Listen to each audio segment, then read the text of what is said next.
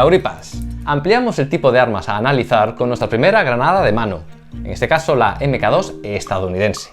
Como siempre, analizaremos su uso y su historia. Si solo estás interesado en uno de los dos temas, pues puedes saltar directamente. Pero aún así, te recomiendo que te quedes hasta el final porque os daremos un código de descuento para obtener unas réplicas como estas. Y apuestos, creo que lo primero será contaros algo acerca de estos ejemplares. Son réplicas fabricadas por World War II Gear, un lugar de referencia en Instagram que os invito a que sigáis desde ya. Además de servir de lugar de encuentro para los recreadores al compartir fotografías de grandes referentes, hace cosa de un año abrió una tienda propia con reproducciones hechas por y para recreadores. Su producto estrella es la réplica de la granada MK2 que nos ha hecho llegar para que podáis conocerla. Muchas gracias, François. Encontraréis dos versiones, una en resina y otra en fundición en frío y que viene siendo esta. Sigue siendo de resina, pero va mezclada con metal en polvo, que al fundirse da una apariencia y sobre todo un peso más sólido. Que sepáis que las dimensiones son perfectas porque se usó un ejemplar original para preparar el molde. Incluso cuenta con algunas letras grabadas sobre el cuerpo, en este caso AF y E. Bueno, si os parece empezamos con el funcionamiento de la granada y a la vez iremos conociendo detalles de esta réplica. Ya sabéis que existen diferentes formas para una granada. Las hay esféricas, cilíndricas, cónicas, algunas incluso sujetas a un palo para poder lanzarlas más lejos. Bueno, pues en todas ellas el cuerpo es el que contiene el explosivo y la forma de hacerlas explotar varía según el tipo de espoleta, que viene siendo esta parte de arriba. En el caso de la MK2, su cuerpo está fabricado en hierro fundido y cuenta con 40 salientes característicos. Podéis contarlos si queréis. 5 filas de a 8 columnas. Su forma y textura hizo que se la llamase de piña. Además de ayudar en el agarre, fue diseñada así para facilitar su rotura, de forma que cuando explota se fragmenta en muchos pedazos de metralla. De hecho, a estas granadas se las denomina de fragmentación.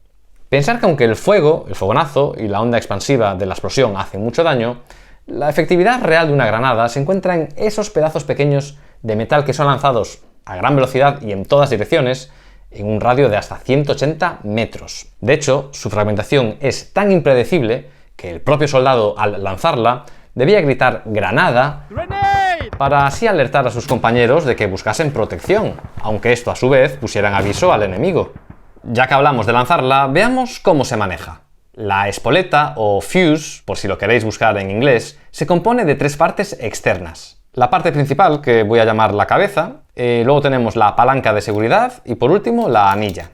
Estas dos, sobre todo la anilla, funcionan como seguro del arma y de hecho, para evitar que por accidente se salga el pasador, sus extremos venían así doblados. Como ya sabréis, hasta que no se quita la anilla no se puede accionar la palanca, que es la que inicia el proceso de explosión que os cuento ahora. El lanzador debía sujetar la granada con la mano con la que la va a lanzar, apoyando la palanca de esta manera.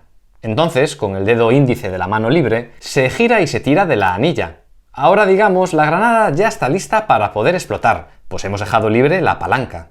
En el momento en que la soltemos, o normalmente al lanzar la propia granada, se activa el cebador interno que tras unos 4 o 5 segundos hará explotar la carga del interior, dando tiempo al soldado para protegerse. Podemos apreciarlo en estas imágenes de época. Como veis, el soldado quita el seguro y se dispone a lanzar la granada. Es ahora cuando empieza la cuenta atrás. 1, 2, 3 y 4. Ya veis que en este caso 4 segundos. Así que mientras no se suelte la palanca, la granada no explotará. Pero hay que sujetarla firmemente. Por algún lado leí que en caso de llevar guantes no es fácil saber si se está aplicando bien la presión. Eso sí, nada de usar los dientes para quitar la anilla. Por mucho que lo veáis en alguna foto de época, eso mejor dejarlo para las películas. Y si por algún motivo finalmente no se lanzaba la granada, se podía volver a colocar el pasador. Aunque siempre existía el riesgo de que se nos moviera la palanca y explotara la granada. De hecho, la recomendación en esos casos era lanzarla igualmente. En la espoleta de la réplica de World War II Gear, menos la cabeza, el resto está fabricado en metal, y es de destacar que la palanca cuenta con la característica forma en Y, aunque por motivos de producción es un poquito más fina que una original. Cuando recibís uno de estos ejemplares, viene rodeado con este papel que avisa de que para alargar su uso no recomiendan quitar la anilla. Y también que la réplica no está hecha como elemento funcional o para entrenamiento. Acordaros que la cabeza está fabricada en resina, y andar quitando y poniendo el pasador podría ensanchar el agujero. pero yo no me resisto a probarlo. Como veis, una vez quitado el pasador, la palanca queda suelta. Pero en esta réplica la espoleta no se puede desatornillar, ya que está fabricada en una única pieza. Para contaros más sobre la espoleta, os tengo aquí una granada original de posguerra, pero para entrenamiento. Obviamente inerte y sin explosivo en el interior. Se trata de una granada de entrenamiento que en su momento traté de tunear pintándola de verde oliva, pero que finalmente dejé de usar porque, como veis, hay muchas diferencias con el modelo de la Segunda Guerra Mundial. Por ejemplo, la forma de los salientes y la parte inferior y del cuello son como más planos. Pero el problema principal es la espoleta. La palanca, como veis, en lugar de doblar por arriba, engancha por debajo. Una vez que lo sabes, no puedes evitar fijarte. Hasta probé a ponerle una palanca correcta, pero las formas no coinciden para poder pasarle el pasador. Además de que la cabeza no es exactamente igual y cuenta, por ejemplo, con este agujero de aquí. En el grupo de recreación Northwest Paratroops, mira que le dimos vueltas al tema de las granadas. Nuestro compañero Rubén plasmó perfectamente nuestra frustración con este fantástico meme. Diferentes tipos de dolor de cabeza, el más fuerte, encontrar una réplica correcta de granada. Es que tanto las réplicas como las originales de posguerra que encontrábamos no contaban con la espoleta correcta. Y una vez que lo sabes, es que no puedes evitar fijarte. Llegado a un punto, decidimos pues que era mejor recrear sin granadas, hasta que conocimos estas réplicas de resina. Pero bueno, lo bueno de esta original, aunque incorrecta para recrear la Segunda Guerra Mundial, me permite mostraros que la espoleta de una granada MK2 se desenrosca. Dentro veríamos el material explosivo. La palanca mantiene atrapado un muelle que se libera al soltarlo. Estaría aquí, un mecanismo llamado de tipo trampa para ratones. No es exactamente así, bueno, esto lo saqué de una pinza de ropa, pero para que os hagáis una idea, se le llama así porque, bueno, se parece a una trampa para ratones, ¿no? Actúa igual, solo que en lugar de atrapar al roedor, golpea un fulminante aquí, de este círculo, que es el que provoca la chispa que prende una mecha con retardo, que asomaría por aquí, y que tarda, bueno, eso, de 4 a 6 segundos en llegar al final, momento en que entra en contacto con un detonador que provoca la explosión del contenido de la granada y la fragmenta. Yo creo que ha quedado claro, ¿no? ¡Cling! ¡Paf! ¡Pum! ¡Pum! Pues una vez explicado el funcionamiento de la granada MK2, conozcamos su historia. Cuando la mayoría pensamos en una granada, diría que esta es la imagen que nos viene a la cabeza. Pero no fue el primer modelo de la historia, ni de lejos. Su origen se remonta a la invención de la pólvora, pues una granada no deja de ser una bomba de mano con algún tipo de retardo. De hecho, son conocidas como la artillería de bolsillo de la infantería, aunque en realidad las granadas de fragmentación no tienen un alto poder destructivo. Quiero decir que una sola pues no destruye vehículos o edificios. En realidad, son armas antipersona de uso defensivo. Esto de llamarla granada defensiva no significa que no se pueda usar en ataque, y de hecho se usa. Simplemente que quien la lanza después deberá buscar protección. Si ya lo lanza desde un punto defensivo, pues no le hace falta. Al contrario de una granada ofensiva, cuyo cuerpo no se fragmenta tanto y su poder se encuentra en la onda expansiva que provoca y en el fogonazo. Estos términos los acuñó en su momento el ejército francés y se ve que crearon tendencia, porque cuando en 1917 el ejército de los Estados Unidos entró en la Primera Guerra Mundial y tuvo que adoptar su primera granada, la denominó Mark I Defensive Hand Grenade, granada de mano defensiva número 1. La influencia francesa se nota también en su forma, pues estaba inspirada claramente en su famosa granada F1, aunque el modelo estadounidense se ideó para ser mucho más seguro. De hecho, demasiado seguro.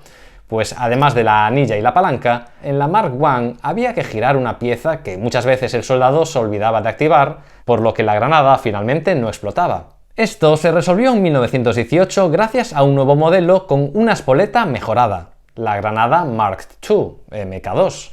Esta granada, aunque no llegaría a tiempo para participar en la contienda. Por cierto, no sé si os fijasteis que hasta los años 20 el ejército estadounidense no empezó a usar la nomenclatura M1 o M2 para designar la evolución de una misma invención.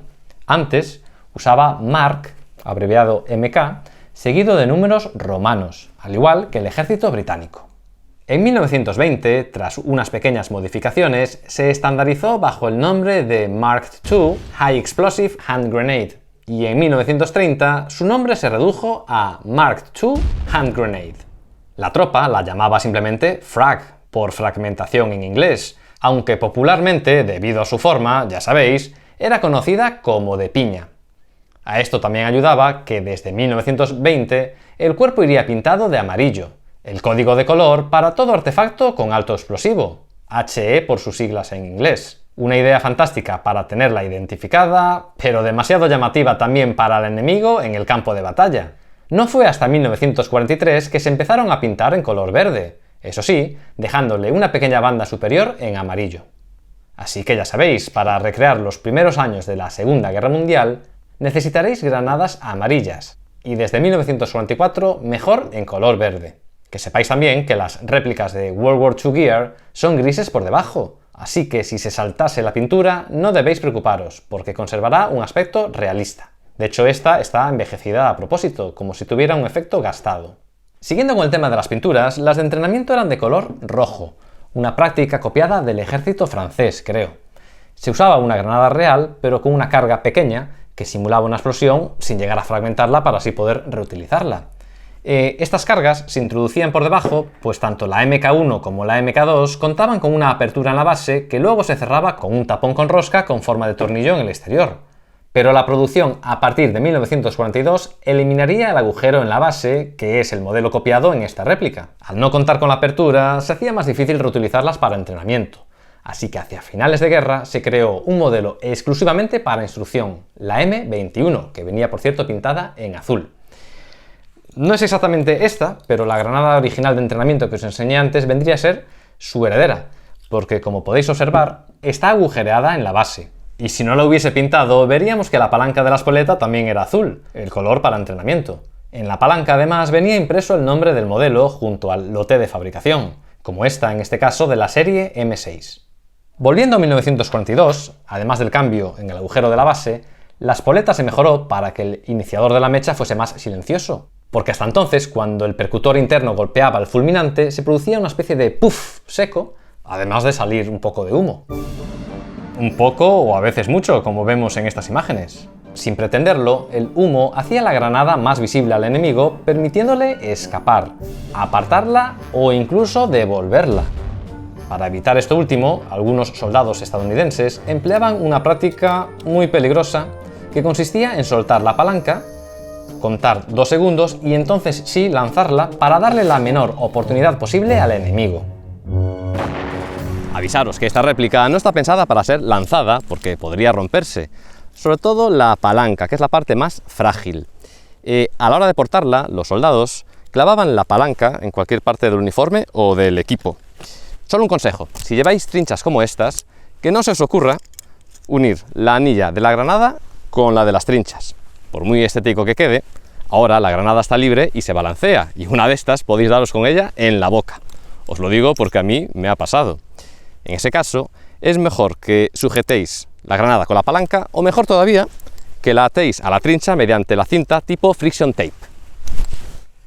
Pues la granada siguió en uso hasta el final de la Segunda Guerra Mundial sin más cambios que en el nombre. En abril de 1945, los números romanos serían sustituidos por decimales. Se calcula que en la Segunda Guerra Mundial se fabricaron más de 85 millones de granadas de mano y de fusil, pues el cuerpo de la MK2 sirvió de base para la granada de fusil M17, activada por impacto en lugar de por retardo. Gracias a este artilugio se alcanzaban mayores distancias y, sobre todo, el soldado no debía exponerse tanto como cuando se lanza manualmente. Este sistema sería más tarde sustituido por un simple adaptador que permitía utilizar la granada tal cual. Simplemente debía introducirse asegurando la palanca, de forma que quedaba sujeta y de esta forma poder retirar la anilla sin miedo a que explotase. Entonces, usando munición de fogueo especial, el conjunto salía disparado de forma que la palanca se soltaba en el aire. Pues esta es la historia de la granada estadounidense MK2, usada principalmente en la Segunda Guerra Mundial, pero que siguieron usándose también en la Guerra Fría durante varias décadas, en guerras como la de Corea o la de Vietnam. Y eso que a comienzos de los años 50 se había introducido una nueva granada, la M26, con su característica forma de limón. Pero el excedente de granadas MK2 era tal que siguieron usándose hasta después de los años 60. Y ahora que ya conoces todos los detalles de la granada MK2 y si como yo buscas una réplica con las formas correctas, te invito a que visites World War II Gear. porque como anuncié al principio del vídeo, todos los Guripas tenéis un descuento en sus granadas por tiempo limitado. 20% durante 7 días a partir de la publicación de este vídeo. Quedan toda la información y los enlaces en la descripción y abajo fijado en el primer comentario. Como siempre, si quieres ayudarnos, dale a like y compártelo, y también puedes dejarnos un comentario para conocer tu opinión. Queremos saber qué os parece esto de que analicemos granadas, lo digo por si traemos alguna más. Pues esto ha sido todo, Guripas. Nos vemos en el próximo vídeo y rompan filas.